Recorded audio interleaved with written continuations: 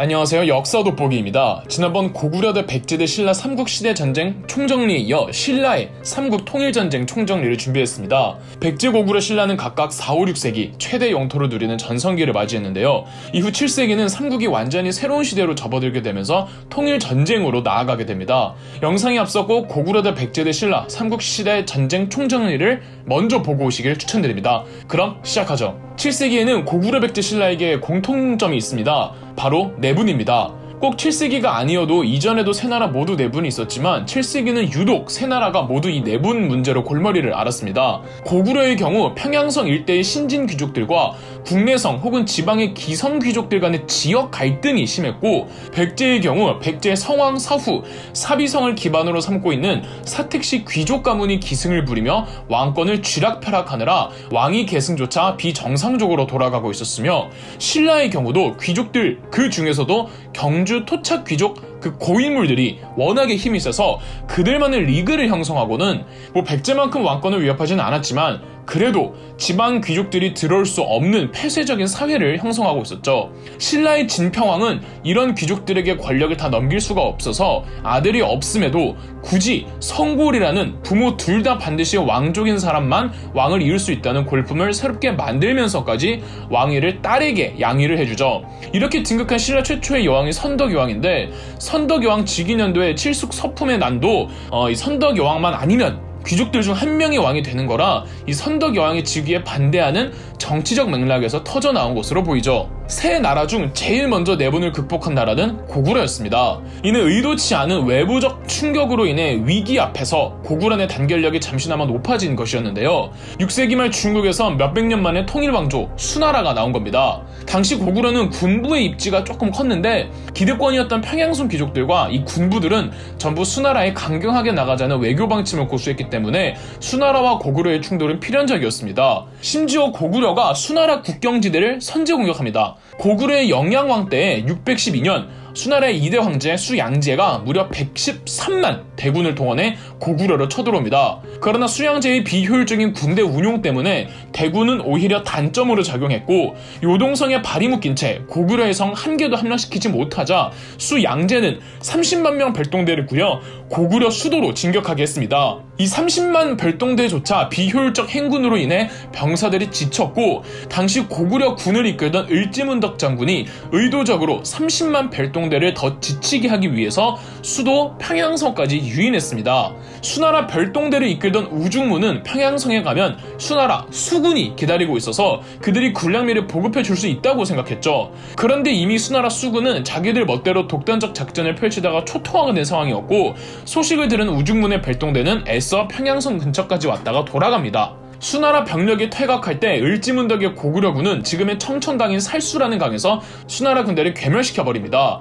30만 명 중 2,700명만 살아 돌아갔죠. 무리한 대외원종으로 수나라는 자멸해버리고 그 빈자리는 당나라가 메우게 됩니다. 고구려에선 영양왕이 죽고 그의 동생 영류왕이 즉위하는데, 영류왕은 평화주의자였습니다. 따라서 강경 외교론을 펼치는 군부 세력과 평양성 기반의 귀족들을 멀리하고 왕권 강화를 위해 그동안 소외되었던 지방 귀족들을 대거 등용시킵니다. 이러면서 다시 고구려의 지역 갈등과 내분이 수면 위로 떠오르죠. 불만을 품은 평양성 기반 귀족의 대표 가문이었던 연씨 집안의 연개소문이 642년 쿠데타를 일으켜 영류왕과 그 측근 귀족들을 잔인하게 숙청하고 꼭두각시왕 보정왕을 세운 채 본인이 대망리지로 군림하며 이 고구려의 전권을 휘두르게 됩니다. 연개소문의 정변으로 다시 평양성 귀족들이 정권을 잡으면서 고구려 조정에선 외교 방침도 강경론으로 돌아오게 되었고요. 백제로 와보겠습니다. 서동요의 주인공인 백제인 무왕은 왕권을 강화하며 사비성 기반의 사택식 귀족 가문과 정치적 팽팽한 다툼을 하고 있었습니다. 결정적으로 무왕은 전북 익산으로 수도를 옮기면서 사택식 가문을 누르려고 합니다. 그래서 미륵사라고 한국에서 제일 큰 절도 만들고 궁궐도 만들고 다 해놓는데 정작 천도를 포기합니다. 이유는 무왕이 천도를 포기하는 대가로 사택식 가문으로부터 뭘 받았다는 거겠죠.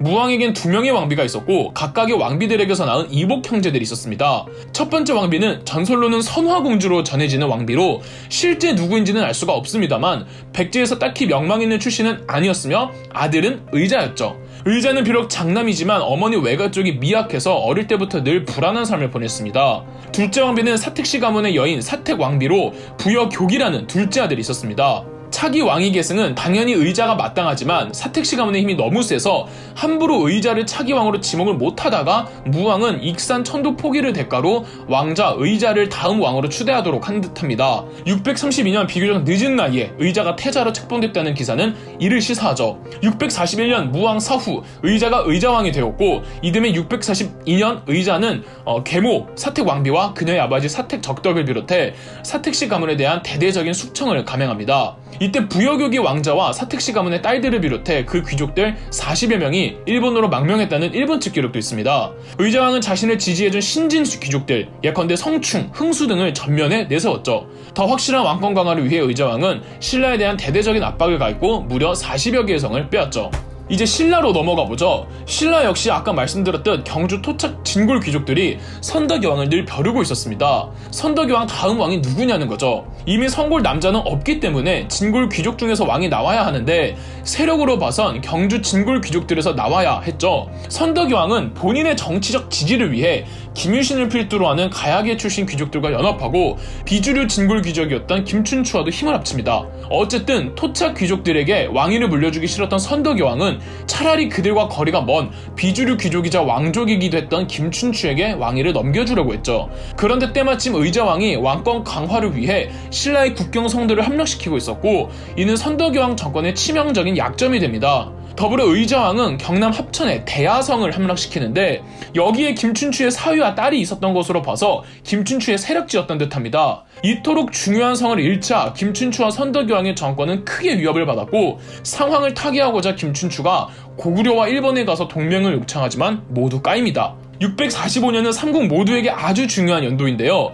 우선 연개소면 정변 후 강경 노선으로 바꾼 고구려와 당나라가 사이가 점차 안 좋아지다가 당태종 이세민이 고구려를 공격한 겁니다. 당태종은 고구려 공격이 앞서 신라에게 이 고구려 남쪽 국경지대를 공격하라고 지시하는데 신라가 백제가 무서워서 함부로 군대를 북쪽 국경지대로 옮기기 곤란하다고 하자 당나라는 백제에게 절대 신라를 공격하지 말라고 합니다. 그렇게 신라가 군대를 고구려 남쪽으로 향하게 하는데 백제가 당나라 말 무시하고 신라를 공격해버린 겁니다. 당태종은 수양제와는 비교도 할 수 없을 정도로 유능한 황제였습니다. 고구려의 성 단 한 개도 함락시키지 못한 수양제와는 달리 당태종 이세민은 만주 지역의 고구려 1차 방어선 대부분을 박살내지만 이 당태종은 안시성에서 발이 묶였고 결국 성을 함락시키지 못한 채 철수해야만 했습니다. 이 고구려 당나라 전쟁 이후 신라에서는 선덕여왕의 몸이 쇠약해져 오늘 내일 할 때 노골적으로 선덕여왕이 김춘추에 대한 양위를 준비하는 듯하자 여기에 불만을 품고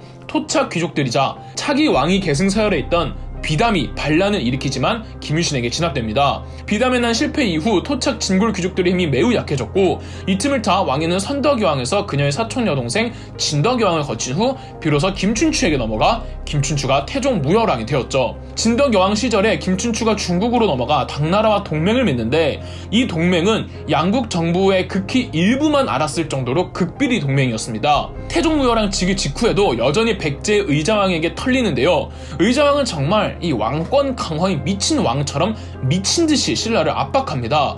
여기에 의자왕은 성충, 흥수 등 본인을 지지해준 신귀족 세력과 갈등을 빚는데요. 신귀족 세력들은 의자왕의 신라 공격에 반대했습니다. 신라가 문제가 아니라 신라를 치느라 당나라와도 사이가 멀어지기 때문이죠. 백제는 이미 신라를 공격하지 말라는 당나라 측 요구를 무시했고 나중에 당나라가 백제로 쳐들어오면 그땐 답이 없어서 의자왕의 신라 압박을 반대했답니다. 의자왕은 비단 외교 문제뿐 아니라 후계 문제로도 귀족들과 멀어지는데 어릴 적 귀족들에게 탄압을 너무 받아온 의자왕은 아예 귀족 자체를 약화시키려고 했고 다음 왕위를 계승할 태자를 귀족들의 지지를 받던 장남 부여융에서 왕족의 지지를 받던 차남 부여효로 교체를 해버립니다. 더불어 귀족들을 원리하고 왕족들을 대거 요직에 앉혔죠. 계백 또한 그런 맥락으로 보입니다. 계백이 왕족 출신이라는 말이 있거든요. 이 더불어 흥수는 파직당하고 성충은 옥중에서 사망하죠. 이걸 두고 의자왕이 실정을 했다고 과장되어 전해지는 겁니다. 성충이 죽기 직전 남긴 유언에도 당나라와 신라가 쳐들어오면 어떻게 막으라는 내용만 있을 뿐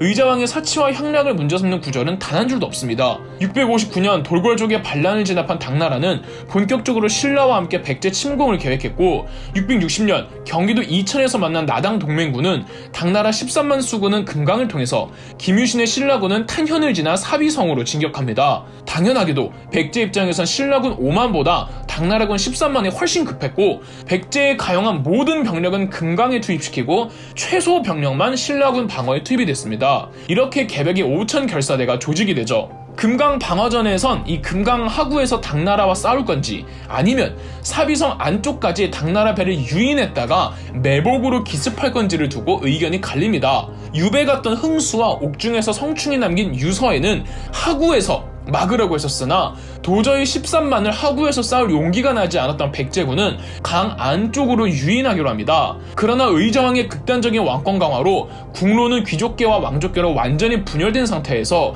금강 방어를 맡은 백제 군대는 귀족계 병력들이었고, 당나라를 유인만 했을 뿐 별다른 공격을 취하지 않습니다. 한편 신라군을 막으러 갔던 개백의 5천 결사대도 황산벌에서 패배하자 의저왕은 왕실 사람들과 함께 과거 수도였던 웅진으로 도망갑니다.